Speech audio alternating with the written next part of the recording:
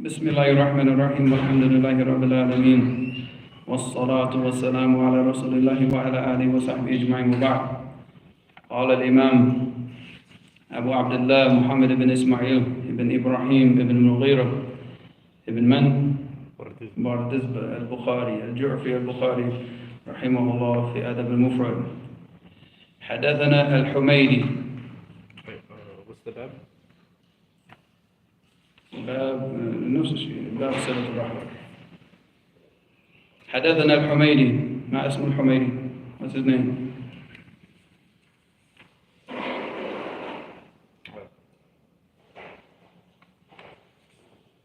عبد الله بن زبير بن عيسى. الحميدي عبد الله بن زبير بن عيسى. What did I say about al-Humaydi? Weak. No, he's not weak. I know he's one of the shuyukh of Bukhari, right? Yeah, of course. He is حدثنا حميدي al-Humaydi. We had ice cream. Yeah, you had ice cream With him.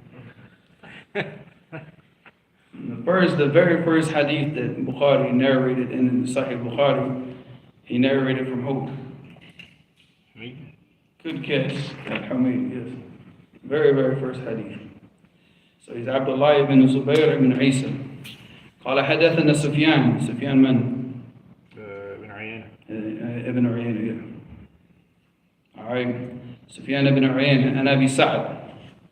So if you see Al-Humaydi and then you see Sufyan, it's going to be what? Sufyan ibn Uyayna. It's not going to be a Thawri. So if you see Sufyan, if you see Al-Humaydi, حدثنا Sufyan, it's always going to be Ibn Uyayna.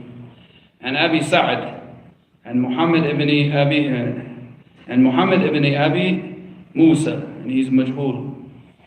Alright, majhul. And this narration is from Ibn Abbas, and this narration is da'if. It's weak, but it's still a beautiful narration. It's still beneficial. But the chain of narration is weak. So Muhammad ibn Abi Musa, majhul.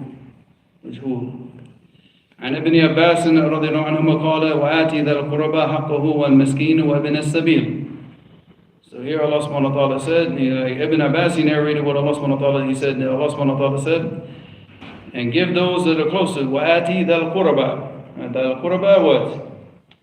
Those of kin? Yeah, those of close relation, close ties of kinship to you. حقه, give them their rights. والمساكين. What are the masakin? Poor people. The poor. No. What's the difference between a miskin and a faqir? Oh. Like Miskin of the rights. Hmm? And the magic. And miskin of the magic. like, you know, And he has something, but he doesn't have enough to fulfill his needs, whereas the poor is far beyond, lives far below his needs, yes. He said, وَآتِ ذَا الْقُرَبَى حَقَّهُ وَالْمَسْكِينَ وَإِبْنَ السَّبِيلِ. Who is Ibn Sabil? like those on the travel. Those who were. They're traveling and they're passing through to get to where they're trying. Like, for example, he's trying to get to, like he's traveling from San Diego and he comes up to Fresno, but he's trying to get to his family, I don't know, in Oakland. I don't know why he would come to Fresno. Well, just an example, right? Huh? So as he's passing through, he is Ibn Sabil, all right, because he's trying to get through to get to his family, all right, and he doesn't have the means. So you give them their rights. If whatever they need, they don't have sufficient money to get back to their family, or they're stranded here and they need like food or something. You give them their rights as a Muslim, of course. And Ibn Sabil. بدأ فأمره بأوجب الحقوق. So he started and he commanded with the most obligatory of all the rights. The most obligatory. So the rights of the close relatives, the rights of the masakin, and the rights of the Ibn Sabil. Alright, so all of these are the most obligatory rights that a person has to uphold.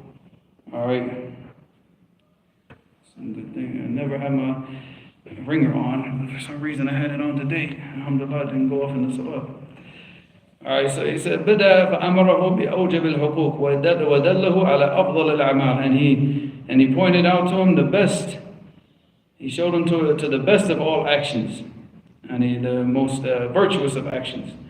إذا كان عنده شيء, if he has something to give, obviously, if he has the means, because if he's poor himself, he can't help these people, can he? If he falls into the masakin, how can he help the miskin and he's miskin himself? So if he has something to give. He said, after that he said, وَأَمَّا تُعْرِضُنَّ. No, okay, I skipped something, didn't I? قال وآتِ ذا القربى حقه والمسكين وابن السبيل وعلمه إذا لم يكن عنده شيء كيف يقول. And he said, and he taught him if he doesn't have anything, how does he deal with it? He said, وَإِمَّا تُعْرِضُنَّ عَنْهُمْ ابْتِغَاءَ رَحْمَةٍ مِّن رَبِّكَ. So if you turn away because you don't have, like somebody comes up to you and they need money, or they need something, they need food or they need money, but you yourself, you have nothing. So here Allah subhanahu wa ta'ala mentioned, وَإِمَّا تُعْرِضَنَّ عَنْهُمْ, that you turn away from them because you don't have anything. But he said, what? إِبْتِغَاءَ رَحْمَةٍ مِّن رَبِّكَ, that you're hoping, with, from Allah subhanahu wa ta'ala, that Allah subhanahu wa ta'ala will provide for you so you can give them something. So you turn away from them, hope with the hopes of that Allah subhanahu wa ta'ala will provide for you something that you can give them something. تَرَجُوهَا. So he said, رَحْمَةٍ مِّن رَبِّكَ تَرَجُوهَا. And here, rahmah, it means what? It means rizq. Here, the rahmah here is referring to the rizq that Allah subhanahu wa ta'ala will provide for you, that you are hoping to get this rizq from Allah subhanahu wa ta'ala that you can give to them. Alright, so فَقُلْ لَهُمْ قَوْلًا مَيْسُورًا. And until that time, until you have something to give to them, what? Speak to them a soft, kind word. A soft, kind word. Just be patient. Once I have it, I'll give it to you. Just say something very kind to them. And then Ibn Abbas said, عِيدَةً حَسَنَةً كَأَنَّهُ قَدْ كَانَ. Aida, it comes from the word wa'ada, and wa'adun, it's a wa'ad, right? A promise, a great promise. كَأَنُّهُ قَدْ كَانَ, just as if it was, like it happened. وَلَعَلَّهُ أَنْ يَكُونَ, inshallah. And of course, he said, and it's as if it's going to be, inshallah. Like, he said he spoke as if it happened, and it's probably going to happen. وَلَا تَجْعَلْ يَدَكَ مَغْلُولَةً إِلَى عُنُقِكَ. And don't, here he said, لَا تَجْعَلْ يَدَكَ. Don't make your hand, what? Shackled, the way that they used to shackle the people before, if they captured the people, they would shackle their hands to their neck. Alright, so they couldn't move, So he's saying this as a kinaya of what? Don't hold back from the people. Don't like hold back what you have and not give it to the people. He said, La tu'ti shay'an. So don't make your hands like they're shackled to your neck and you don't give them anything. وَلَا تَبْسُطْهَا what? كُلَّ الْبَسْطِ. And don't just give everything that you have, where nothing remains with you. He said, تُعْتِي مَا عِنْدِكَ. Everything that you have, you just give it. فَتَقْعُدَ مَلُومًا يَلُومُكَ مَنْ يَأْتِيكَ بَعْدَ. And then what happens now when you give away everything, other people, they come and ask you, and what? You have nothing. And then they start to blame you and speak and criticize you and things like that because you have nothing. Maluman, what does that mean? From maluman, like to be blamed, to be criticized. Yeah, from lawm, yeah. Alright, so يَلُومُكَ مَنْ يَأْتِيكَ بَعْدَ. So if because here he's saying, like, basically when you give the people what?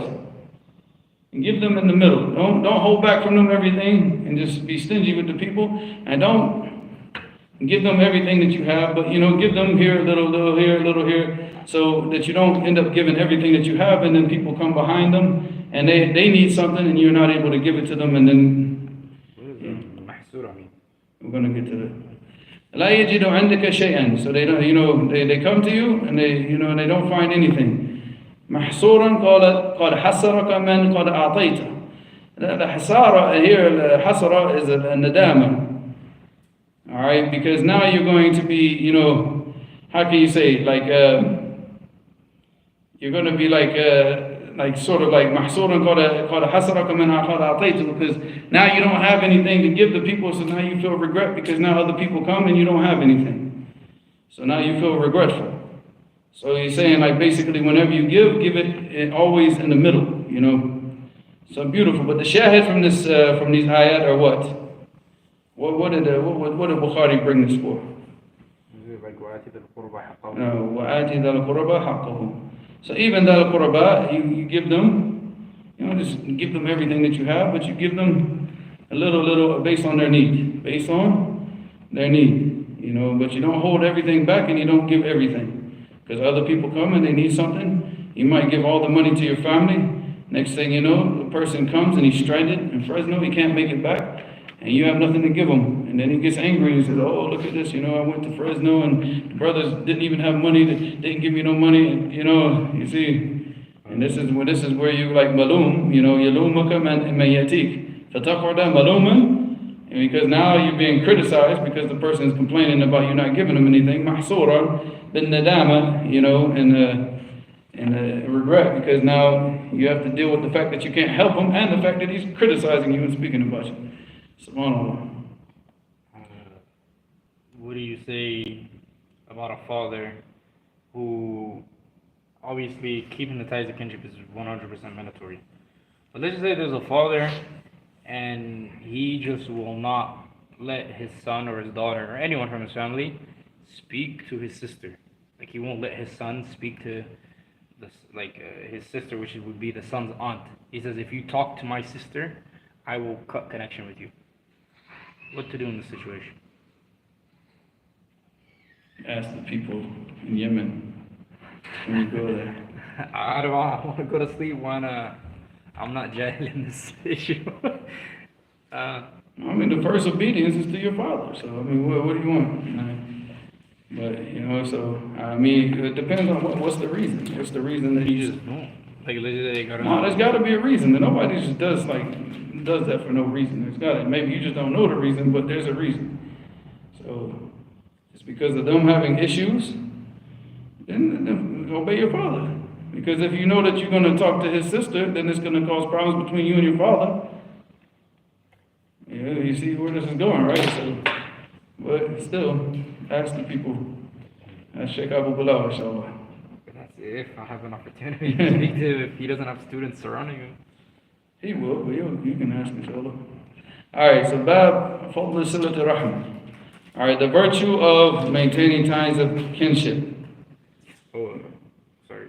Sheikh Al-Albani also said, والراوي عنه أبو سعد واسمه سعيد المرزبان مدلس.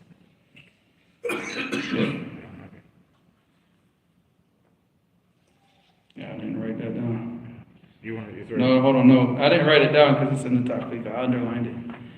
Alright, he said, إسناده ضعيف أبو سعد سعيد بن المرزبان ضعيف مدلس محمد بن أبي موسى ذكر ابن حبان وقال الحافظ مستور. Alright, so Bab Fadl Silat Rahim, the virtue of maintaining the ties of kinship. حدثنا محمد بن عبيد قال حدثنا ابن أبي حازم عن العلاء عن أبوه أن العلاء هو ابن عبد الرحمن. So his father is عبد الرحمن. عن أبي هريرة رضي الله عنه قال أتى رجل النبي صلى الله عليه وسلم فقال يا رسول الله إن لي قرابة أصلهم ويقطعوني وأحسن إليهم ويسيئون إلي ويجحلون علي وأحلم عنهم. قال إن كان كما تقول كأنما تصفهم الملء ولا يزال معك من الله ظهير عليهم ما دمت على ذلك. Alright, so here, so chain of narration, inshallah. This hadith is authentic. So a man came to the Prophet sallallahu alaihi wasallam. فقال يا رسول الله, I have close relatives. أصلهم. I keep the ties of kinship with them. ويقطعوني, but they cut off ties with me. So every time that he's trying to maintain these ties of kinship, they cut it, and they disrespect him or do something to try to cut it. They don't want him around, but he tries to maintain those ties of kinship. وأحسن إليهم, and then I act good to them. ويسيئون إلي, but they act, wicked towards me. ويجحلون علي, and they act ignorant against me. وأحلم عنهم, but I maintain patience and I don't get angry with them. Because al-hilm, it means what? Is that you maintain, you control your emotions and you don't allow yourself to get angry and emotional. That you're able to keep a calm head. So he said, and that's why he said, يَجْحَلُونَ عَلَيَّ وَأَحْلَمُ عَنْهُمْ. They act ignorant towards me, but I remain calm and patient and cool-headed with them. So قال لئن كان كما تقول, if this affair is like you say, كأنما تصفهم الملء, تصفهم أي تطعمهم الملء الرماد الحارة. So it's like he said, if the issue is the way that you say it is, if exactly the way you say it is, it's as if you are feeding them hot ashes. It's showing that the punishment that they're going to receive, and he's trying to tell them to, continue. He continues because he's doing the ihsan. He's acting good towards them, and he's carrying out his obligation. But they're the ones that act rude and obnoxious and jahil and ignorant towards him. So he said it's like, he says, as if you're feeding them hot ashes. This is not being negative about what he's doing. It's just being, telling of the punishment that's going to happen to them if they continue on in this behavior. So it shows that, the ties of kinship, it's a two-way street. It's not just one way. Not just you act good towards the people. If you act good, if you're trying to be righteous towards the people, your family, but then they're insulting back to you, who's going to get the punishment now? You maintain a cool head. You remain patient. You don't, when they get ignorant, what? Be patient. Yeah, you don't get ignorant with them. You don't go down to their level. Because if you do that, then what? You both going to get punished. Because you're both wrong. So you maintain a cool head and you keep the upper ground. And let the fools go to the lower ground. But you don't go down there like that. And then you just continue just feeding them that hot ash. You continue to be good to them and continue to remain patient. He said, وَلَا يَزَالُ مَعَكَ مِنَ اللَّهِ ظَهِيرٌ عَلَيْهِمْ. Look up what's meant by dhahir here. That hadith, I don't even have it in my... I don't have it. Just look it up on Durr.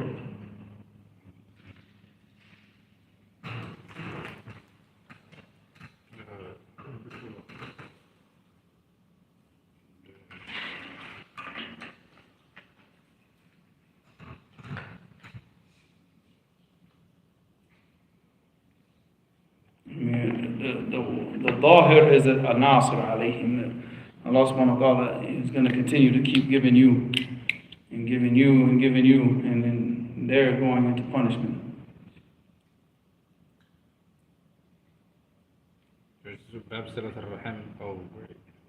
Where are you? Did you go to Durr?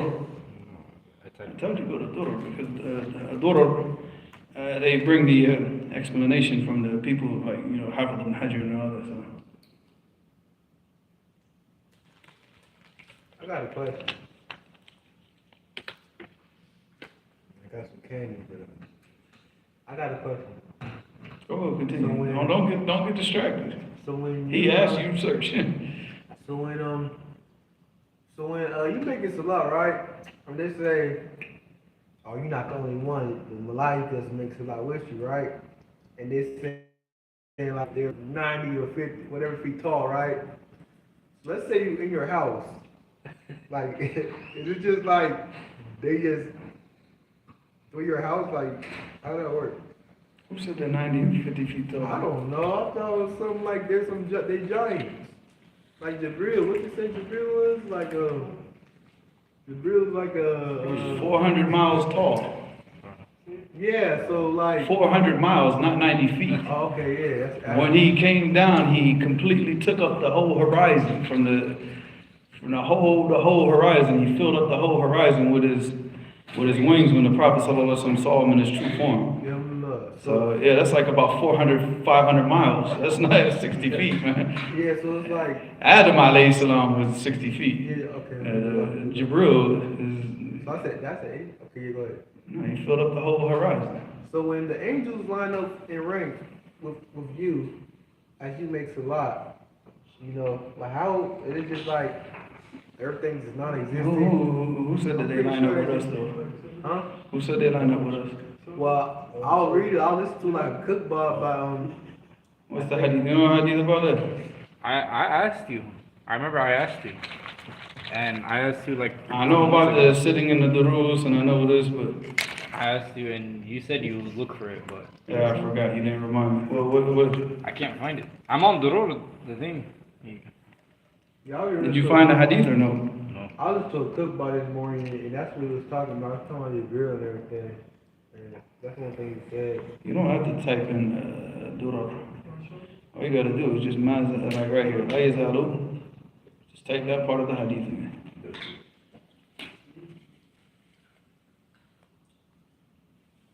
What's this?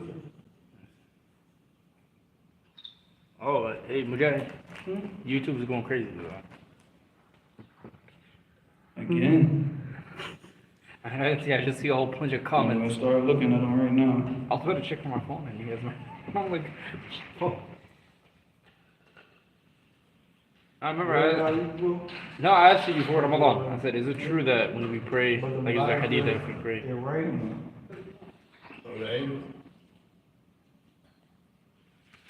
Hold on. I want to ride one back or whatever.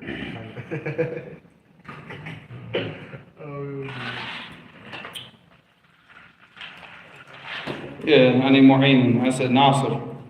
Okay, yeah, Mu'in. Alaka alayhim. Dafi'un ank. Adahum. Allah subhanahu wa ta'ala sends either, somebody or something, somebody or something to assist you and to keep the harm of those people away from you. As you continue to be good to them, Allah will protect you from their harm. Either one, from the angels or even send other humans to protect you. Because you see, when the people, they try to come and do something to you, but something always kind of like, blocks them. And then sometimes even Allah subhanahu wa ta'ala puts them where they end up helping you out. Because they just want to get rid of you, and they end up helping you out, even though they don't want to help you out. But it's just all their affairs always get flipped over. So the here is a mu'in, or mu'in alayhim. Ma dumta ala dhalik, as you continue to be on this state, we still have to look up the hadith. Just type in, hal al malaikatu salli ma'ana. ShakeBinBaz.com. I have a feeling he's gonna say Moldor. I don't know, man. I read something like that a long time ago, but I think it was in a Tablighi book. So I don't know. Yeah, you told me it was. Yeah, you told me. That's what I remember. I don't know. I only used to read Sunnah Nabi Dawood, and sometimes I would, because of those Tablighis, I would read some of their books when I was young, like 16 years old. So like, how you got the mindset to just focus on studying at 16? I didn't have the mindset to focus on studying at 16. What you mean? You said that you were reading the book at 16? I used to read, yeah. I was Muslim at 16, 15 I became Muslim, so. Also, you was taught to study then at a young age. No, I was always like that. Oh, you just a kid that likes reading books?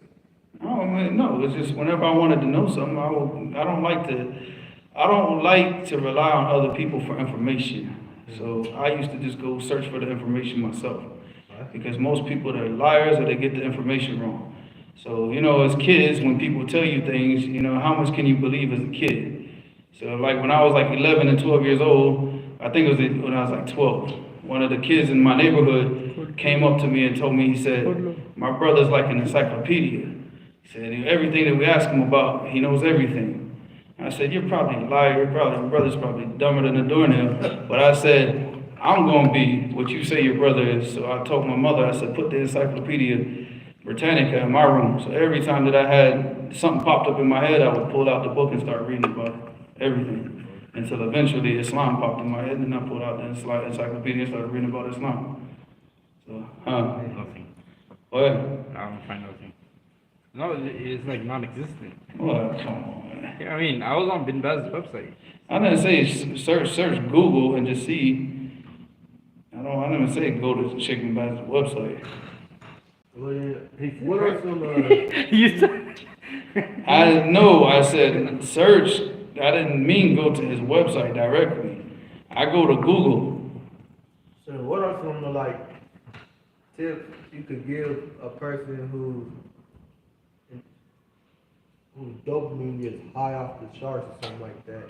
Mine's not. I'm just saying that to someone who is, at the same time they will want to learn about certain subjects, but it's just, it's a lot of distraction. But personally, for me, Did you get that out? but personally for me, I could sit down, you know, and listen, you know, cause you know, I be talking with the brother, and he always be on it though, you know, he always be like the pillars and all that stuff, and he be telling me to read this or read that, and I be calling him for some dawah. لكنها في السماء في السماء. السماء كما في الحديث الأول. They asked him, he said, you know, the Malaika pray in the Jama'ah. He says here, the question, هل الملائكة تصلي مع الجماعة في المسجد? And he said, hey, في السماء, not here praying with us. Oh, so up there, well, In the heavens here. Jannah. Yeah. Okay. Jannah. But they're not in our presence. No. Man. They're just praying at the same time we're praying. Did the Prophet ﷺ, did he give a specific name to the angels? Specific name? Specific name. Specific. He didn't name. give a Pacific name, he didn't give an Indian Ocean name, and he didn't give an Atlantic name. Or Arctic Ocean name. بحر أحمر. أحمر بصر. Go on, Mr. Pacific, go ahead. No, the Prophet ﷺ, like اسم معين, huh? A specific name for the angel. You know, when you grow up with a specific I'm name. going to make him real self-conscious now every time he says this word. Like a specific name for the angels who fought and killed kuffar in Badr. Were they given a name? Like the Prophet ﷺ, like those group of angels, were they given, وَلَقَدْ نَصَرَكُمُ اللَّهُ بِبَدْرٍ, Surah Go Al-Imran. read the tafsir, I don't know. I mean, as far as anything authentic, I don't know. Pretty sure if you read tafsir al-Tabari, you'll find something. You'll probably find the names of every single angel, but, is that authentic? Yeah, so, what was your question again, Malik? Dopamine. Something about dopamine. Oh yeah. So like, I shouldn't have reminded him. I should have just, I forgot. so anyway, look. So when, like, say for example, someone's dopamine may be high. Mine, it ain't really, too high, but I can concentrate from time to time. But like, for example, let's say for example, I don't know, let's just say Arabic, you're trying to learn Arabic, and you just like your attention span, your attention span may be low, or like, trying to, like, what are some tips? What are some tips to like sit down, be that person like a cup of tea in the middle of the night, Look, try to man. get some, If you wanna run fast, what do you gotta do? walk. No. You wanna be able to run fast and you wanna speed up your running ability, what do? You gotta run. You gotta run fast, right? That's it. Go to track. Whatever it is that you're trying to do, that's what you gotta do. You don't get strong at running fast by doing squats or by doing pull-ups or by doing something else. You get strong at running fast by running fast and keep pushing yourself more and more and more and more to run faster and faster and faster. So it's just like basically like mental work. It's all discipline out here. Everything in this life is about discipline. If you already know what your problems are, then that's what you need to focus on, keeping yourself. That's everybody. The majority of the people in the world, because they're not accustomed to reading, they're not accustomed to learning. So as soon as they pick up a book, they're going to think of 1,000 things to do to put that book down right away, because it's just not, they haven't got accustomed to it. So you have got to discipline yourself to make yourself take that book and say, look, I'm going to read 5 pages every day. Don't try to do something super, we're not trying to read 2 hours a day, 50 pages, 100 pages a day. No, just look, read 5 pages of a book every single day. That's it. How long does that take? It depends on how fast you read. If you're a really slow reader, or maybe like the books are like, like these Arabic books where the book is like full, it might take 3 minutes, 4 minutes to read a page. So, what, 20 minutes? Everybody's got 20 minutes to sit down and read 5 pages. All right, so, but if it's smaller books, like in English, you could probably read a page like a minute, minute and a half. It's not even 10 minutes to read 5 pages. Sit down and read 5 pages. And then as you discipline yourself to do that, it becomes easier, and then you want to do more. Then add another 5 pages or 7, or make it 7.5. But no, you can't read 7.5 pages, obviously, but whatever. So say 10 pages, and just keep adding 5 pages onto it. And you keep disciplining yourself. That's reading. Same thing with the studying. You have to just discipline yourself. Like right now, I'm going to sit down, I'm going to study Arabic for 20 minutes every single day. I'm going to sit down, I'm going to learn 1 new word or 2 new words every single day. And sit down and focus and just keep repeating those new words in a sentence. Start small and just discipline yourself to do it every single day. You could learn Arabic just by the words and not the letters. You learn Arabic or any language by putting it into a context. Like if I just say kitab, you just say kitab, book, kitab, book. That's stupid. You're not learning Arabic. You're learning what? Vocabulary. No, you're learning translation. You're learning how to translate. You're not trying to teach yourself how to translate. You put that into a sentence and you say, اليوم قرأت كتابا. Now you understand, قرأت means what?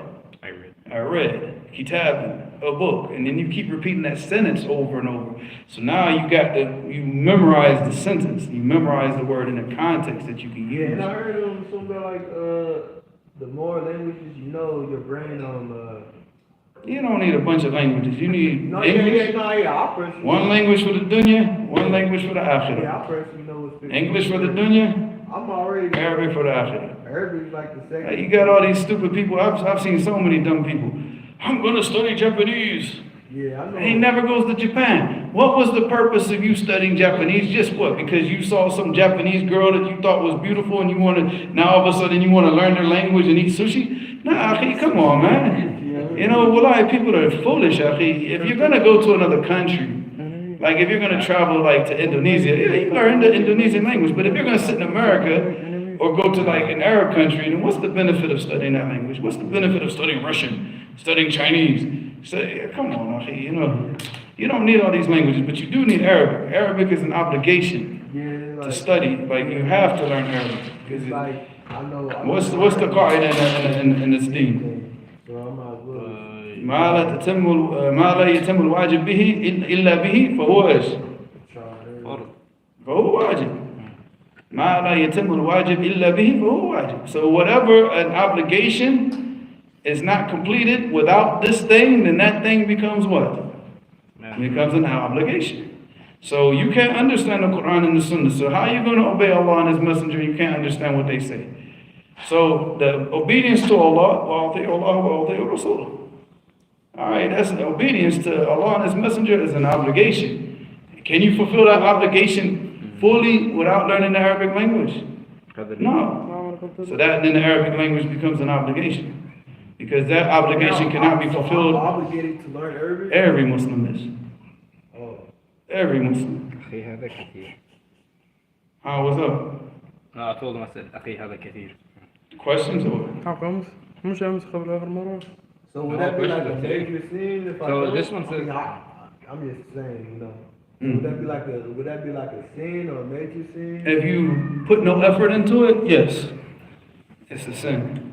And if you put absolutely no effort or concern into it, to learning the religion in totality, like I don't care about learning the religion. You had the man, Allah yarhamu, may Allah have mercy on the Imam Ali Shabazz, what he used to recite to you guys almost every Jumu'ah. The Nawaqid al-Islam, right? The things that take you out of Islam. And what's the 10th one? You don't remember? Look it up. I ain't gonna lie, I'm not. I'm not making fun of it. No, I look, remember, hold on. you don't remember. He used to recite it to you guys all the time from what I heard.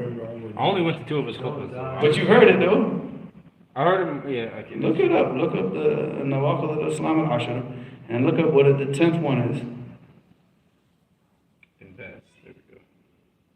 You went to Sheikh Mubazz's website, right? I was looking for on a Khariji website. You just get the PDF or whatever. Go ahead, go Strategy ahead. website would have been like reading. Go. What is it? You find it. Go to number 10. It's a PDF. Oh, no, you should have just went to shit when you're already on the website. Yeah, man. This is Dumb and Dumber right now. This is what we're doing. I think this is it. Oh, الإعراض عن دين الله لا يتعلمه. Oh, I want y'all to pay attention now. Say it in Arabic and then translate it. الإعراض عن دين الله لا يتعلمه ولا يعمل به. It translates to الإعراض, like, and turning away from the religion of Allah, not learning it and not acting upon it. Not learning it and not acting upon it. Like having no concern. I don't care about learning the deen. I'm just going to pray my 5 daily prayers and that's it. And that's cool. You know, and that's from... And then let's say, for example, like a person like me, well, I guess you could say, like, I just got some time to, like, really sit down and actually start, Just start with a little bit, man, and discipline yourself. If you don't have the discipline to sit down 30 minutes every day and study, you're not going to have the discipline to sit down 8 hours a day and study. Right. Period. So you start off with the 20, 30 minutes every day. So, you know, you ride the bus, right? Yeah. What do you do on the bus? Sit there and stare at people? Nah. That's what everybody else does on the bus. Like, he's sitting there looking at a city that he's seen his whole life, you know? Well, there's Fresno. I've seen this every day of my life. What do you do on the bus? I read Quran. I read at least a chapter at least. Oh, you read Quran? Okay, that's good. That's what I was gonna say. That's what you should be doing on the bus. Take a book, read it. I mean, it's not Arabic. You know? No, I mean, but I'm saying it's something that. But you could take. You got 2 ways, right? Well, I don't know because I think Robert takes you back home. You ride the bus home. You have to question that? I don't know. Sometimes it is, but no, If he's here, yeah, he's here. Yeah. What I'm saying, that's it. You know, you set aside the time. You just start studying, just get like new words. But I don't think I can really study like that on the bus. No, you use the bus. Like I used to always, whenever I used to ride the bus, I always read. Just grab a book and read. One time, me and Safe, we had to go on the bus. Remember that, Safe? Because Jacksonville is huge, man. Jacksonville is like Fresno.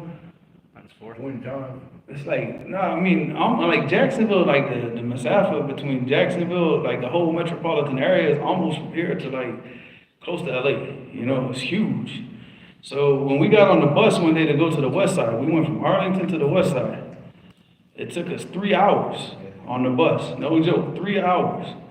Yeah, we got to the place, you know, by the time we got there, I hated reading. I'm like, I'm tired of reading, you know, but that's why I sit there and just read the whole 3 hours. What you gonna do? Sit there and look at a bunch of crackheads getting on the bus? Yeah, because I mean, we're going through all the worst neighborhoods in Jacksonville, just picking up crackheads all along the way. You know, what we're gonna look at? Chicken heads and crackheads, that's it, you know? Where'd the chicken come The chicken, where did the chicken come from? Yeah. It came from the west side.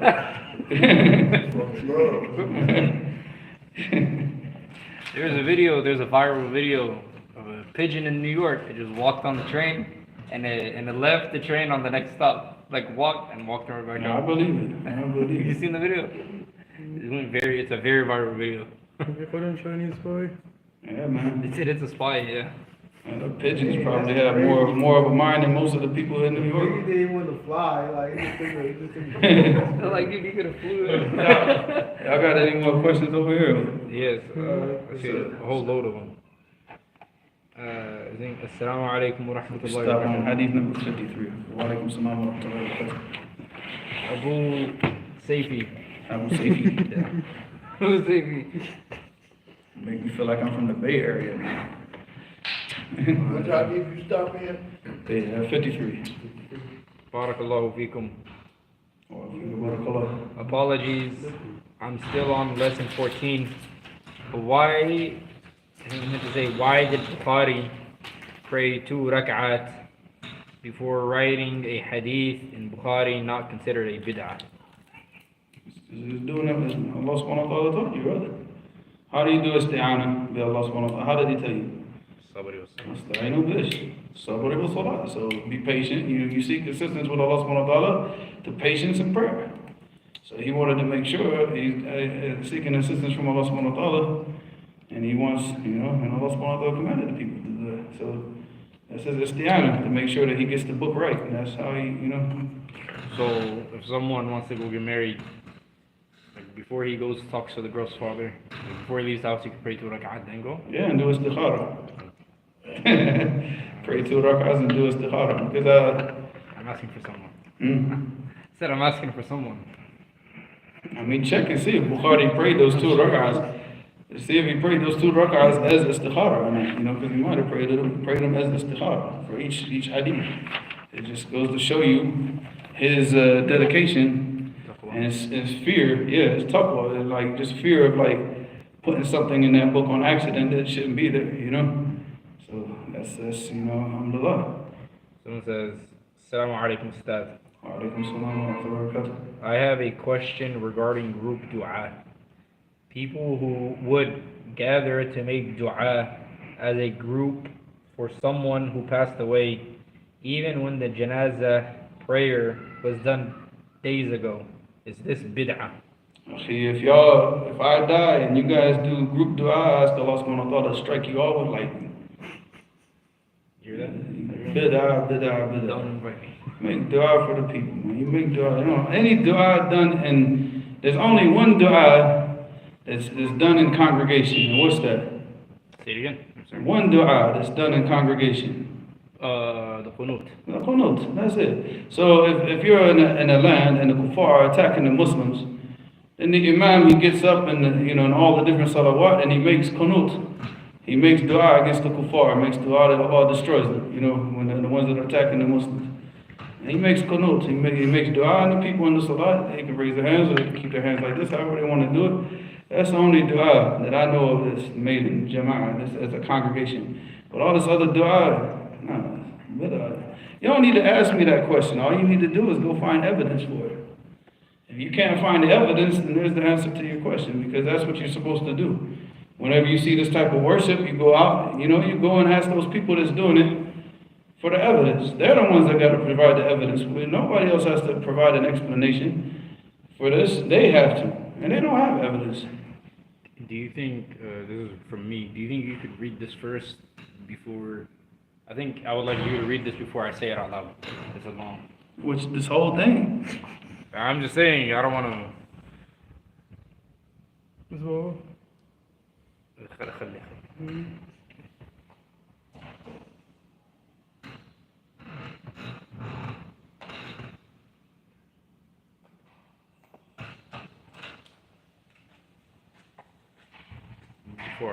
before I say it out loud.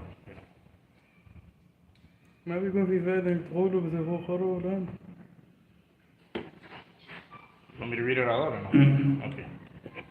You don't have to read the whole thing. Basically, he's talking about people that are doubtful. And I don't know what's the thing about him talking about it. I guess he did something to one of the brothers, spoke about him or something. Actually, anything that's doubtful, you stay away from it. This is a protection of your deen. It's not that you don't have to boycott the people. You give them salams. And, because you're only doubtful, you're not. Get some batteries because it's about to die. If it's just something doubtful, you protect yourself and you stay away from it. That doesn't mean you have to boycott them though. You still give the people salams. If they're sick, you visit them. If they die, you pray over them, because it's just something that's doubtful. You don't have any evidence against them. If it's something clear cut where they're called into misguidance, then that's a whole other issue. But if it's something doubtful, you stay away from it.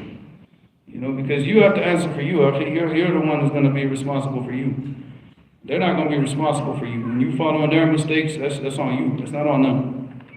Oh, let me just change the batteries from this. Tell this person who sent the book cover, tell him Ustad already responded to this question more than one time. ما يعرف. He already responded. You responded to this like it's the same question, different wording that you probably answered 20 Yeah, times. that's a part of answering questions, though. You want me to say it again? Yeah, how many times you see when you read questions? If you go to Yemen and you sit with the sheikh, you're going to hear the same questions over and over and over again. Not everybody's going to be listening to them. This might be the first time that he came across the live stream. هو سمع So I mean, Oh no, because when I remember last time no, I mean that's common. That's we talked about the mahram al-hajj, Mm. and I read the question and you're like, this is in the class. Yeah. هو سمع بس هو كان يقول لك هل يقدر يطرح الكتاب في الوجه يعني يعكسه عشان ما يحتاج يغلبه. There's a book with faces, clear faces, the nose, eyes, mouth, all that. Does he have to cover the photos, or could he just face the pictures to the wall? No, you got to deface the image. Okay. هذا اللي بس كان Get a يدري. magic marker. Magic. Permanent marker, man. Not a magic marker. The magic marker is the one on the board, right? Well, that's what we used to call it, right? We just say marker. No, we called them magic markers back in the 80s. I don't know. Is that not common nowadays? When I was a kid. Huh? Oh, that when I was a kid. Yeah, magic markers. In high school, we just said marker. It's probably like a Hanford thing. Maybe. Yeah, it's a Hanford thing, man. They don't got the energy to add another word to it. Just a marker. How do you distinguish between the different types of markers then? Highlighter, Sharpie, marker. Any other important questions before we go into Bulugh al-Maram? That's it. All right. Oh yes, it's about dua. Huh? It's about dua. I think he has one now. That one? M.A.? ما أدري شو. Can I pray behind a Barlivi Imam if it's my local masjid? إيش هذا؟ I don't even know who those people are. What are their beliefs? They're like I think like Deobandis. Yeah, but I mean, there's like the towels, you know, understand? Like, they're not all just like one. You gotta go to the bathroom or something? No. It's not running back and forth. ثلاث واحد. نعم. Okay, it says, أحسن الله إليكم Ustad, are they sinful for not responding to the da'i's messages? What da'i? Oh, you're getting frustrated with questions today. No, he were visit. It just that's how it is. He says, أحسن الله إليكم. No, you're sinful for not responding to the call of a sunnah. Because the da'i, if he's calling you to the Quran and the Sunnah, it's not that you're sinful for not responding to that da'i. But if he's calling you to the obedience of Allah and His Messenger and you don't answer that call, then yes, you are sinful. Because that's the call. That's the call that, subhanAllah. That's what you have to answer. Yes, you are sinful if you don't answer that call. As far as the individual, what is he calling to? And the da'i could be calling to himself. The da'i could be calling to something else. And, if he's calling to the Quran and the Sunnah, and obedience to Allah subhanahu wa ta'ala and His Messenger, following the Quran and the Sunnah and the understanding of the Salaf of this Ummah, then for us. And you don't answer that call, then yes, you are sinful. If you reject that call now, what do you think you would have done in the time of the Messenger sallallahu alaihi wasallam? If you're not accepting it now, would you accept it when he called you? You're not accepting the call. You're not accepting it. So that's what we accept. We're accepting that call. It's not about a da'i or an individual or a sheikh or anybody else. The only person that you should be listening to is the person that is calling you to Quran and Sunnah and the obedience of Allah subhanahu wa ta'ala and His Messenger. He's not calling you to himself. If the person is calling you to himself, you shouldn't disobey him. That's the number one thing that you should do, is disobey him. This one says, Indonesian language has many loan words from Arabic. It would be easy for you. You gotta say, what is it, Bahasa in Greece? No, that's English language. Indonesian. Bahasa Indonesian. It would be. فحصة. Huh? فحصة. Huh? فحصة. What? فحصة. But English is in Greece. Well, what is it now? What's the question? I'll say from the beginning. An Indonesian language has many loan words from Arabic. It would be easy for you, Ustad, to learn it, inshallah. Yeah. So, seen a lot of Arabic words. If I go to Indonesia, I will learn it. And marry one. Huh? Marry a woman over there. Yes. And buy some land and retire for the rest of my life, fishing and hunting in the woods. You coming with us, Robert? Oh, yeah. We're gonna go buy some land in Indonesia Y'all marry multiple women. and get rid of all these crystal meth junkies doing Tai Chi in the street. And super Sufis with makeup. And they're not in Indonesia. Not in Indonesia? I don't think they have like the crystal meth dudes doing Tai Chi in the street in Indonesia. We had one dude out here the other day, he came in front of the masjid.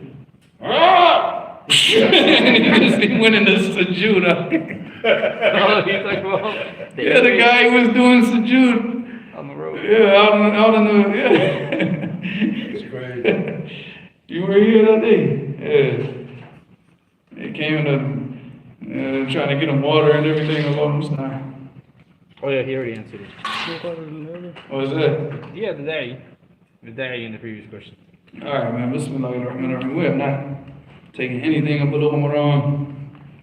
Alright, so let's go through all these. We got 104, 105, 106, 107, and 108. So we need to go through all of these.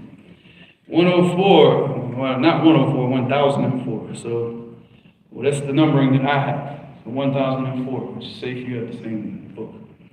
Salim. Alright, no, أنا ضحاك ابن فيروز الديلمي عن أبيه رضي الله عنه قال قلت يا رسول الله إني أسلمت وتحتي أختان فقال رسول الله صلى الله عليه وسلم طلق أيتهما شئت رواه أحمد والأربعة إلى النساء وصححه ابن حبان ودارقطني والبيهقي وعله البخاري. So we did talk about this hadith, right? And we said that it's Bukhari عله في تاريخ الكبير. تاريخ الكبير ضحاك بن فيروز الديلمي عن أبيه روى عنه ابن وهب الجيشاني لا يعرف سماع بعضهم من بعض. That's what he said. So Fairuz, Dhahak ibn Fairuz al-Daylami, he narrated it from his father Fairuz, who narrated روى عنه, and he also was narrated from him, Ibn Wahab al-Jayshani, and it's not known that any of them heard hadith from each other. What if you don't have Shaykh al-Albani? Does he even have one? No, but what is, no, that's not Shaykh al-Albani. You don't have it here. This is Adab the chosen. So the hadith, da'if. Alright, the next one, 1000 and, but he said, but the action on the hadith is correct. So the man, he said, "O Messenger of Allah, I became Muslim, and I have two sisters." Remember, we talked about this. And so the Messenger of Allah sallallahu alaihi wasallam said, divorce either one that you wish. Either one that you wish. Alright. Which is that the hukum, the ruling in this hadith is correct, but the hadith itself is da'if. If a person becomes Muslim, like let's say he's a Mormon in Salt Lake City, right? And he's got two wives and both of them are sisters. And he becomes Muslim, what would you tell him? Divorce one. Divorce either one that you want. So the hukum, as far as the ruling of the hadith, it is correct. But the actual chain of narration, no. Alright, 1005. And وعن سالم عن أبيه عن غيلان ابن سلمة أسلم ولو 10 نسوة فأسلمنا معه فأمره النبي صلى الله عليه وسلم يتخير منهن 4. رواه أحمد والترمذي وصححه ابن حبان والحاكم وعله البخاري وأبو زرع. This hadith is Hassan, we took it. It's Hassan? We took it, yeah. Yeah. No, it's not Hassan. This chain of narration I told you is da'if. I said the Shaykh Mubil rahimahullah, he brought the hadith in Sahih al-Musnad, which by the way, the books that $400 to get the books sent here from Jacksonville. And part of those is the Sahih Musnad, so then I can look it up once it gets here, inshallah. But Shaykh Mubil rahimahullah, he made the hadith Hassan, but a different chain of narration, not this one. That's why I said, if you look at here, it says what? وَعَلَّهُ الْبُخَارِ. Bukhari said that the hadith is like this one. But there's another chain of narration, inshallah. Once the books get here, then I can give that chain. That's in the Sahih Musnad from Shaykh Mubil rahimahullah. He brought the hadith. So I'll find it once the books get here, inshallah, 4 or 5 days. Cross-country tour. Alright, that's if some meth head doing Tai Chi doesn't steal the package off my front porch. But yeah. We were supposed to go to Florida. Huh? So we were supposed to go to Florida. Yeah, but you're leaving, so. Inshallah. Plus, because I had to hurry up, because by the time we get to Florida, there ain't gonna be no house. Because the brother, he's being Kicked out. not kicked out, like formally told her, the guy that owns the house is selling the house. So that's the house that we stayed in Jacksonville. The guy's selling it. It's a Muslim guy. So that's why. So he has to leave. All right, all right, so 1006. So this is correct also. All right, so it says that Salim and Abihi. Who is Salim and Abihi? Who's Salim and Abihi? Who is that? Salim ibn Abdullah ibn Umar. Alright, so he said, أن غيلان ibn Salama. So this guy, Ghaylan ibn Salama, he became Muslim. And he had 10 wives. فأسلمنا معه. And they became Muslim with him. فأمره النبي صلى الله عليه وسلم يتخير منهن أربع. And the Prophet صلى الله عليه وسلم told him to choose 4. And we talked about this and we said, like what? Because the ulama, they say, well, he chooses the first 4 that he marries, or he chooses, you know, they have different criteria, but in reality, what? Whichever one. Because here in the hadith, it's in the أطلق النبي صلى الله عليه وسلم, choose 4. خلاص. And he didn't specify which 4, so that means you choose whoever he wants. Alright. You got 4 wives, you choose the best one for 4 different things. Right? This one can cook. This one is a good cleaner. This one's good with the kids. And that one, we don't need to talk about that. And you said put them in an arena, and the winner. No, that's you. Who said that? I didn't say I that. didn't say. No, you said the winner goes home. No, Like, I didn't say that. Who said that?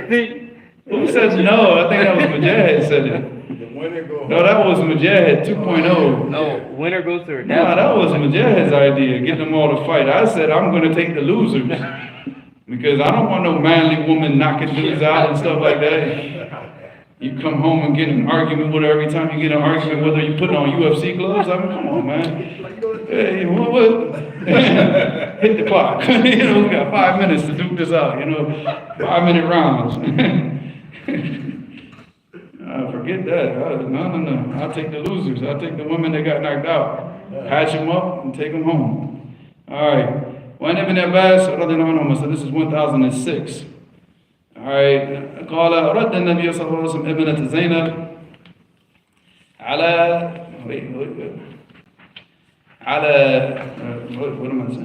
أبي العاص ابن الربيع بعد 6 سنين من النكاح الأول ولم يحدث نكاحا رواه أحمد والأربعة إلى النساء وصححه أحمد والحاكم. Alright, so this hadith حسن بشواهده. Now, this specific hadith is not Hasan but Shawahid, and this is a true story. So the Prophet ﷺ, his daughter Zainab, alright, she married what? When did she get married?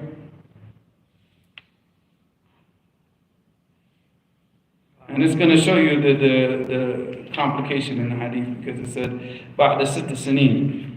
Alright, she married Abu al-As before the Prophet ﷺ received the revelation. This is before. So this makes Zainab, she's the daughter of who? The Prophet Muhammad and who? No, who's her mother? Khadija. Sorry. Because that's who he had the most children from, was Khadija. Alright, so all the older children, Fatima, you know, all of them came from Khadija. So basically she married him. This is before the Risala, before the Prophet ﷺ got the message. Before he became the prophet. And she, of course, she became Muslim. The husband remained what? Remained in Jahiliyyah. Alright, then she went and she made Hijra with the Prophet. Alright, so now, here we come, now 18 years later, and he comes back. See, it says here what? Ba'da sitta sanin mid nikah. No, it's way more than that. Because they were married before the Prophet ﷺ received revelation, and it was far, I think it was like close to Fath, around that time when he came and he entered into Islam. But the shahid here is that what? Did they renew the contract?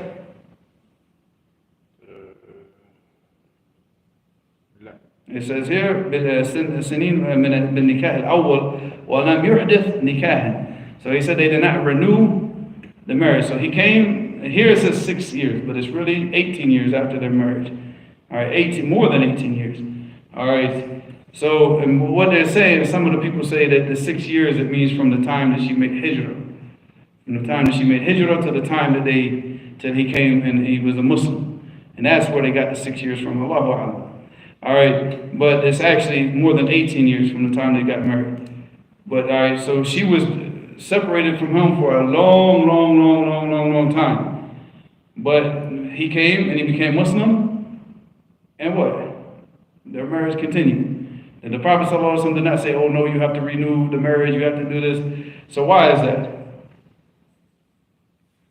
Because didn't you say that if two people before they became Muslim, they get a Yeah, but she became Muslim, he didn't. Oh.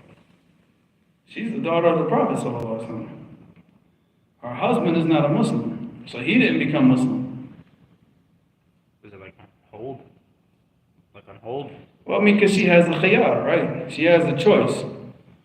If she becomes Muslim and her husband is not Muslim, then what? She has the choice to what? Go to the judge and say, I want this marriage terminated. Done. Finished. And it's over. All right?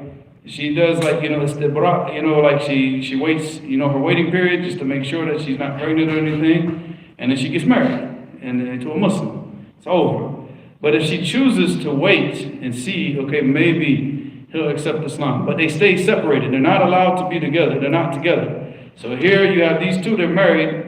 They still have the marriage contract binding between them, but they're separated. They're not together. And the whole point is because she's seeing let's see if he'll enter into Islam. So she could wait. And she could wait for as long as she wishes. But if she wanted to get the marriage terminated, annulled, or whatever they call it, then she has the right to go to the judge and have it terminated that day, as soon as she becomes Muslim. If she becomes Muslim and he rejects it, he doesn't accept Islam, she can go to the judge that day and have the marriage done away with. But if she chooses to wait, that's her business. She could wait. Here in this case, she waited years and years and years and years, and he came, he entered Islam, and they continued with the marriage. You said, what was the grading of the hadith? Hasan bi-shawahidihi. His story is authentic. So there's different shawahid, but not specifically this narration itself. Yeah. So it goes to show that, number one, that the marriage, again, we talked about this in the previous lesson a week ago, when we last took Bulugh al-Maram, is that the marriage contract of a person, like if they're married in Jahiliyyah, in this case they're married in Kufr, like they're not Muslim, but then they become Muslim, that they do not have to renew their contract. So the same is if one of them becomes Muslim. Now if the man becomes Muslim and the woman is a Christian or a Jew, and she remains on Christianity, Judaism, or whatever it is, do they have to separate? I've been wondering this for a while. It's a man. Is it permissible for a man to marry a Christian? Yes, as long as she's what? She doesn't have boyfriends, and she doesn't. She doesn't commit fornication. That's like every Christian though, is it? True. Not back in those days. Alright, okay. Because if you were religious, even the Christians, they didn't commit fornication back in those days. It's the polytheists. Alright. So Not nowadays. You can't marry these girls, these Christian girls nowadays. yeah, I was just reflecting one day, and then I was just reflecting. What's I that? said, especially the Mexican girls here. Cause I was just reflecting one day, and I was just like, None of them. None of these Christian girls. not one day. It was Also like, Mexican. it was like 2 weeks. Especially. Was it 2 weeks? I don't know. But I was just reflecting one day, right? And I was just like, at first I was like, you know what? I get some money, get a spot, what to do, I'll take Christian food. But then, I don't know, my dad just came in, I'm just like, you know what? I ain't doing that, I'm just a Muslim, a kid. Well, we talked about Abdul Malik. We said that we talked about a different condition. Number one, she has to be chaste. That means that she has not committed fornication. That's game over right there. Now, but if you find one who still maintained her, kept her, chasteness or whatever, all right, that means that she's a hardcore Christian. Do you think now that your children are going to be raised Muslim? Or are they going to be talking about, in Jesus' name, every time that they eat food? So what are they going to be raised Muslim? Are your children going to be coming to the masjid? Or are they going to be here on Friday and there on Sunday? Confused, not knowing what's going on. So you don't control the situation. If you don't control the situation, it's And not that's permissible either. where, that's why you came to like a. And again, we talked about what? The courts. She's a hardcore Christian. That means that she doesn't drink, she doesn't go out to clubs, she doesn't do all this. Now, when you go to court for custody, who do you think is going to get custody of that child? The woman. That woman. Because she's clean, she could prove, like, well, you're going to sit there and say, oh, no, she's doing drugs. No, she's not. Because that's why you married her, right? So, who's going to get custody? So, no, it's not. If that's the case, if that's the scenario, then no. It's not permissible. I just came to war, I was like, Let the Christians marry the Christians. Come on. It's like, it's Muslim or nothing, I'd rather just not have a wife if I can have a Muslim at this point. So it's like, I'll just be, like. Obviously, we know it's better not to But do it. inshallah, inshallah, that's something. La hawla wa la quwwata illa billah. Obviously, we know What's we're that not. level about? Because every time that he tries to ask a question, you add to your question. We know it's better not to do it with 100%. I just want to know the hukum, not obviously going to do it. But in Islam, is it permissible to marry a woman, a Christian woman who says Jesus is Allah? I want to know. Wallahi, I just want to know. That's what Christians believe, though. That's the main. Yeah, I mean, I just wanted to know. I'm not, this is not a challenge. I really want to know. So how is it permissible to marry a Christian then? No, because there's some Christians who believe Yeah, that they all Jesus believe is a that, prophet. right? No, not all of them. man, show me one Christian that believes that Jesus is only a prophet. No, Abdullah, the brother Abdullah, he said before he was a Muslim, he used to believe Jesus. He as alone. Yeah. No, I'm just saying. The only book that I've ever read from a Christian that said that Jesus was a prophet was, what is it, John Brown. Charlie Brown. No, John Brown. John Brown was the guy who in Virginia. He rallied up all the slaves that ran away, and he got them together and gave them guns and said, we're going to fight against America. And then they caught him and they killed him. But John Brown, he said that. I read that, one time in a book that was written about him, that he said that Jesus was the prophet. That he didn't believe all this stuff that, they say he's the son. That's a very rare exception. Very, very rare. There's so much of an exception that I can remember who said it, what book it was in, and everything. I can't, but I mean, it's two different books. So it's one of the books about John Brown. W.E.D. Boys, he wrote a book about John Brown, but I'm not sure if it was that one or another one. So the answer to what I said, That's a Christian. I mean, that's what Christians believe. So the answer is yes. According to the question, right? So we can marry a Christian woman who says Jesus is if Allah. she does not go and say, I would not marry a Christian girl, period, ever. Especially if she says that. And I want to advise the people to do that. And then on top of that, you have to be in control of all the situation. She's not going to be going around hanging crosses up in your house, celebrating Christmas in your house, celebrating Thanksgiving in your house, and doing all these stupid Easter egg hunts in your backyard, with the kids and the neighbors' kids looking around colored eggs and all this type of stuff, and eating Easter bunnies and stuff like that. Huh? The organs of it? It's like,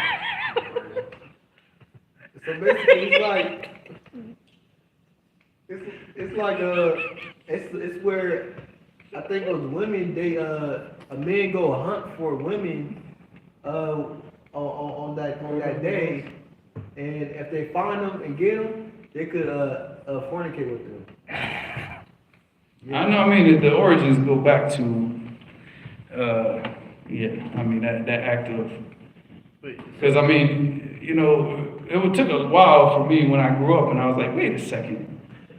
Rabbits don't lay no eggs. I'm saying? Like, well, what's the connection? Because the eggs and the rabbits are a representation of fertility. And it goes back to all that the Romans and, You know what? I ain't never thought that.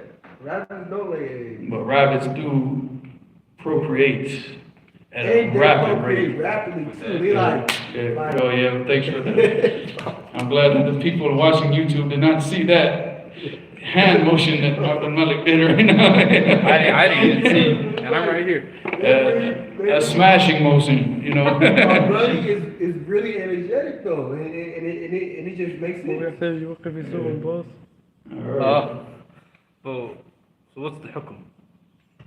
So the hukum is it's permissible, not it's recommended, but just the hukum in itself is it jaiz to marry. That's because that's the Christian belief. Okay. As long as she does not have any heart of that garbage in the house amongst the kids, if she goes into her family and practices that stuff amongst her family, but she does not take the kids and she does not practice that stuff in the house. Like I said, So the hukum is it's permissible. if you can maintain control of the situation, but if she's going to be up in the house hanging crosses and Easter bunnies and stuff like that, then no, it's not permissible, which is going to happen. It's going to happen. Fitness balance. So like if all the boxes are checked, all the conditions, it would be permissible to marry a Christian woman. Yeah, you could marry that one girl out of a billion, yes. That believes She hasn't fornicated, and she's agreed to all these conditions. Yo, that's crazy. Then yes, you can marry that one in a billion girl. that believes Jesus is Allah. That's That believes That's the Jesus. beliefs. They believe that he's a thalith of thalatha. You know, that he's a part that you know that he is Allah in the human form. That's what they believe. They all believe that, and that's why they say Jesus is Lord. That's why they say this God. So nasty. So I mean, that's always been their belief. It's in the Quran. Allah subhanahu wa ta'ala mentions that. So do they believe in like 3 gods? yeah. Holy Trinity. Yeah. To that They one plus they one believe plus in one. 3 gods and they Christian. What's the permissibility?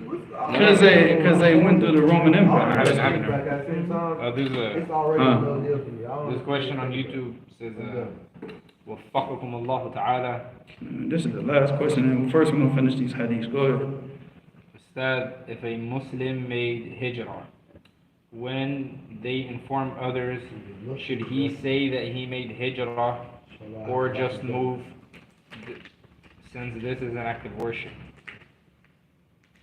I mean, see, the thing is when you make your intention to make hijrah, and you got to understand one thing, man. Number one, this is just the reality of Muslim countries nowadays. They're not very accommodating. You understand? They're not very accommodating. And you don't want to fall into sin as far as, because once you make the intention for hijrah, you cannot go back to your country. Except for 3 days, you understand? So you've got 3 days, you go there, you visit your mother, visit whoever, and leave. And that's it. So you look at that issue, and the issue of the Muslims in America, they'll be ignorant. And all the people that are leading them astray, it's like, do you really, I'm not saying live in America and take up residence in America and go ahead and buy your grave plot in America. I'm not talking about that, but I'm just saying that you still would want the means to come here every once in a while, teach the people, go back to a Muslim country. If I had that ability, I would love that. I would never want to be here. I mean, just being here for this long is killing my heart, so, but I mean, to make hijrah and go to a Muslim country, I mean, how many Muslim countries are going to accommodate you? I mean, look, we were in Yemen for 15 years. I never planned on leaving Yemen. I had no choice. And then Saudi, we were in Saudi for 6 years, and I could care less if I left Saudi. But then we had to leave. We were forced to leave. So I mean, what are we gonna do? And then where are we gonna go? Now they forced us to leave and go back to the country that we left because why? We didn't want to go back to in the first place. Nor did I want my kids to ever see. So I mean, this is just the reality of the situation nowadays. Go out, seek knowledge. And make the intentions to stay gone for as long as Allah subhanahu wa ta'ala writes for you to stay gone. But I mean, I would be very, very worried about making the hijrah intention nowadays, because it's just, you don't have, these countries are not accommodating. Actually, they'll kick you out in a second. Yeah, so it's just the reality of it. This one says, Barakallahu feek, Shaykh, Shaykh, is it mubah or makruh for a man to marry a chaste Christian or Jew? We just talked about that, didn't No, I said is it jaiz. I never said makruh, but maybe. we? What did he say, makruh? He said, is it mubah or is it mubah or is it makruh? It's mubah. But it's, I mean, it depends on the situation. So the situation can go from mubah to like makruh to haram based on the situation. So, any of those conditions that we talked about. All right, hadith number 1008. عن ابن عباس رضي الله عنهما قال أسلمت امرأة فتزوجت فجاء زوجها فقال يا رسول الله إني كنت أسلمت وعلمت بإسلامي فانتزعها رسول الله صلى الله عليه وسلم من زوجها الآخر وردها إلى زوجها الأول. رواه أحمد وأبو داود وابن ماجه وصححه ابن حبان والحاكم. Alright, this is, well, I skipped a hadith, hold on. Go back to 1007, I just read 1008. I skipped one hadith. وأن عمرو بن شعيب عن أبيه عن جده أن النبي صلى الله عليه وسلم أن النبي صلى الله عليه وسلم رد ابنته زينب على أبي العاص بنكاح جديد. قال الترمذي حديث ابن عباس أجود إسنادا والعمل على حديث عمرو بن شعيب. So this hadith is ضعيف also. وفي الإسناد حجاج ابن أرباء وهو مدلس ولم يصرح بتحديث, because we said that if a mudallis is an, then what? You can take it. No, you can't. Or you can.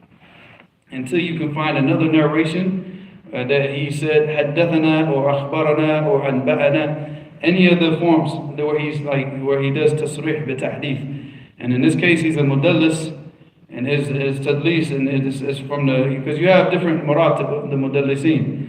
So when we talked about Al-Hasan al-Basri, when he narrated the hadith on man, and Samara. Alright, so when we talked about that, and we said like the tadlis of Al-Hasan al-Basri, هو من المدلسين, but the tadlis of لا يضر. Alright, it's not, they don't have this harmful tadlis where it's kind of like it's more acceptable than other people. Like here, but his tadlis, no. If a person is known for like that type of high level of tadlis, then he has to, say that he heard the hadith from this person. If he doesn't, the hadith is not accepted.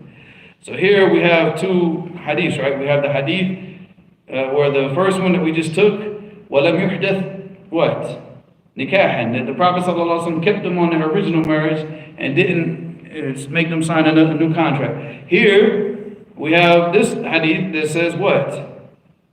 And nikahan jadid, that he made them what? So, but this hadith is rejected. And the amal is, on the first hadith. That if the woman, if she waits and she wants to wait, then they can stay on their original marriage, but they're separated. So the hadith of Ibn Abbas. Alright, number 1008, وعن ابن عباس رضي الله عنهما قال أسلمت امرأة فتزوجت فجاء زوجها فقال يا رسول الله إني كنت أسلمت وعلمت بإسلامي فانتزعها رسول الله صلى الله عليه وسلم من زوجها الآخر وردها إلى زوجها الأول. رواه أحمد وأبو داود وابن ماجه وصححه ابن حبان والحاكم. Alright, so this hadith is من طريق سماك عن إكرمة عن ابن عباس وهو ضعيف لضعيف رواية السماك عن إكرمة فيها هو مضطرب فيه اضطراب. Oh, here's a new word for you guys. What is al-ittirab in the hadith?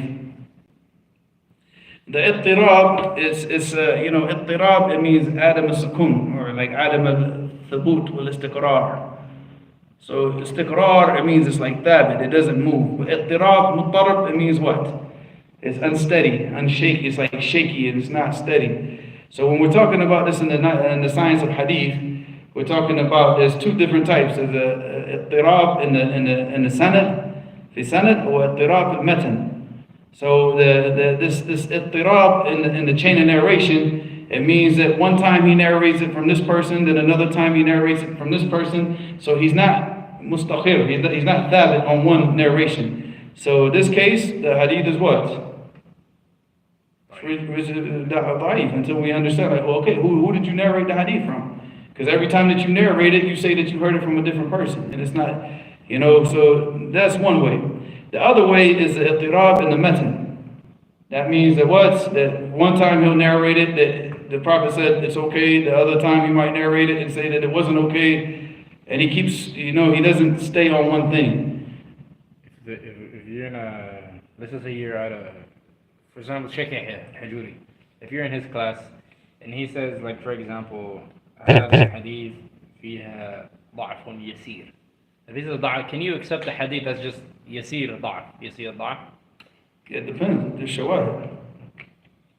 I mean, if it's just that one hadith, or if there's other hadith that have a similar meaning, or if it's just that one. So if there's like da'af yasir, you look for shawahid for the hadith, something to support the hadith. Alright. But that's an example though. Like say that I say like one time, I heard Sheikh Yahya say blah blah blah blah blah blah blah. Then another time I say, I heard Sheikh Abdul Hamid say blah, the same thing, right? So you're like, hey, so who'd you hear it from? Did you hear it from Sheikh Yahya or did you hear it from Sheikh Abdul Hamid? So now, what would you do with this information? Go to them. You know, you reject it. Yeah, you stop it until you figure out who said it. And then if you can find another chain of narration from another student who said, no. Sheikh Yahya said that, for sure. And this person is thabit. He has all the, the adab and everything. And he's known for having a strong memory, then you accept it. And then that's it. Khalas. And then Sheikh Yahya, then khalas. It's thabit. Because now you have. But if all you have is me, and you got me, and I say, one time I say, Sheikh Yahya said it, then I tell another person the same statement, but I say Sheikh Abdul Hamid said it, and maybe even a third time I say the same statement, but then I say Sheikh Abu Amr said it. And you're like, come on, akhi. You understand? So, and then, or for example, I say, this happened in the match. And then another time I narrate the same story and I say, this happened in Hadramaut. Then I narrate the same story again and say, this happened in Ma'rib. So this would be the ittirab in what? The matan of the hadith. So this is not accepted until you can find something that's somebody thabit that says, no. This is who I narrated from this person, and this person, and they're all thiqat. So this hadith falls under that category. So it's muftariba. Alright, so that's the illah of this hadith. But the hukum again is what? Is correct. If the man became Muslim, like the woman and the man, right? They are married. She became Muslimah, he didn't. But she didn't do al-fasq. She didn't get the contract what? Annulled and terminated. So they're still on their contract, their original contract. Then he becomes Muslim and he tells her, I became Muslim. And then she goes and she marries somebody else. Then what? Leave her. No, she has to leave that person and go back to her original husband. That marriage is not valid because he told her, I became Muslim, and she knew it before she went on and married the other guy. So they're still on their original contract because she's still in her waiting period. And she's still a Muslim, like she's a Muslim, and then the man says, I became a Muslim after you. But she goes... And she goes, after her waiting period's finished, and she goes and marries somebody else. I misunderstood what you said. Yeah, she marries another man. Okay. No, then that marriage is invalid. She has to go back to the original person. Because, unless she becomes Muslimah, he doesn't accept Islam, and she goes to the judge and she says, I want fasq. And then the marriage is terminated, but she didn't do that, and she's in a waiting period. And now he becomes Muslim during that waiting period, and he's her husband. Khalas. They're still on their original contract. So khalas. So the amal is still on the hadith, even though the hadith is mutarib. Alright, that's the last one, right? That's the one thing. Yeah. That's it. Any other questions before we go? This is late here, man. All right. Let's take one more question after you, then we got to pull up. You heard him. The whole everyone. So when you make a contract, can you go more in depth into that? Huh? Can you go more? We've been going into depth into that every class. Our contract? I'm saying in the marriage contracts, that's... So who make it, what is it, what to get out of it, of a marriage? We'll deal with that later, because right now I'm just going to take one more class, man. One more question, and we're going to, because look at the time. Watch. What? Everyone bear witness. What? Assalamu alaikum wa rahmatullahi wa barakatuh. And may Allah make it easy for you and your students. I have one question. Yeah. Is a marriage valid if it happened without a wali or valid witnesses? Without the witnesses, it's valid. Without the wali, no. The witnesses are not a condition of the validation of the salat, but the wali is. But so if it's not really like a reason, the wali, like for example, if it's not really like a reason, the wali says says no, is it still valid or? There is a reason. He's her father. Okay. And he's looking out for her, the best interests of his daughter. Yeah. And who is it for me or you or anybody else to say, well, he doesn't know what he's talking about? Yeah. Just because you want to get married to her, that's not your business. That's his daughter. Yeah. Would you want somebody to do that with you and your daughter? You'd be killing somebody, wouldn't you? There'd be some bloodshed. On the two. At least if there wasn't bloodshed, there would be the irada, there would be the want, the desire to shed blood. But the point is that, that's his daughter. He's going to look out for the best interest of his daughter. So if he thinks that this person is not in the best interest of his daughter and he refuses to accept the marriage, go find another girl. You don't have to sit there and cause problems between her and her father, her and her family, just because you can't let her go. No, go. Move on with your life. There's a bunch of women that you can marry. Even if the daughter is willing to accept you? It doesn't matter. He's the wali. And a lot of the times, a lot of these girls, especially overseas, they spend the vast majority of their days where? With their dad. No, in the house. In the house with their dad. Yeah, well, I mean with their mother, their brothers, or whatever. So they don't have experience to know what's good for them, what's bad for them. They just want to get married and maybe just get out the house. A lot of them, they just want to get out the house. So the first man that comes, I just want to get out the house. And then the father rejects it. Because the father, he sees something in the guy that he's like, I don't like. And he's looking out for his daughter. So not saying that the girl doesn't know what's in her best interest, but if she doesn't have the experience, and look, when you put the choice of the matter in the girl's hands, let's look at American society where women can choose. Who do the women choose? They choose the jackals, Achi. You think that these women nowadays, all the girls, those beautiful girls that you went to school with, are they going around choosing like the computer nerd guy who's a computer engineer, who's gonna, own a big house and all this stuff? Or are they going after the wannabe gangster guy, the player, the guy who's like, sleeping around with all these? Who do they choose? They always choose the wrong dude. So now when the father comes up and says, nah, I don't want you for my daughter, because maybe he sees that in him, or he thinks that. So, khalas, he's looking out for his daughter. You're going to fault him for, looking, and whose business is of it, to go in and say he's wrong? It's his family. Who's going to come in and say like, the father, he doesn't know what he's talking about. Who are you?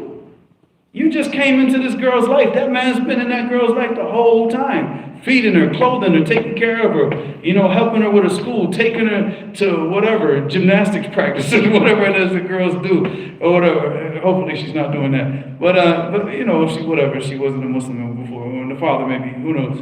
But the point is, like, he has been an active role in that girl's whole entire development. You, the Johnny-come-lately dude, you just come in now and just like, now you're in her life for a couple weeks or a month. And now you have the right to sit there and say the father doesn't know what he's talking about. Yeah, come on, tell me about it. If that's the situation, the father doesn't want you, you go find another girl. Why were you going to cause all these problems? Even if in the end, the father relents and said, marry him. You want him? Marry him. They don't talk about it. What's the relationship now between you, her, and the father going to be like? That's what I'm saying. Don't ever come to my house. Marry him. You want him? Take him. But don't come back to my house. Don't come back here again. Why? You know what I'm saying? So what's the benefit? What's the benefit? Nothing. And there's like millions of girls out there, you know what I'm saying, whose fathers will accept you. You know what I'm saying? Not here. All right, go somewhere else. I mean, what I'm saying is the world is vast, Akhi. The world is vast. You just got to be patient. If you're patient, Allah subhanahu wa ta'ala will, help you out. He's going to assist you. And don't worry about the people. Allah subhanahu wa ta'ala will open all those doors for you. You just be patient and you remain steadfast and on this deen. Allah will open those doors for you. Don't worry about the people. أرض الله واسعة. Huh? أرض الله واسعة. هنا سبحانك اللهم وبحمدك أشهد أن لا إله إلا أنت أستغفرك وأتوب إليك. Yes, please. Let's go pray and go.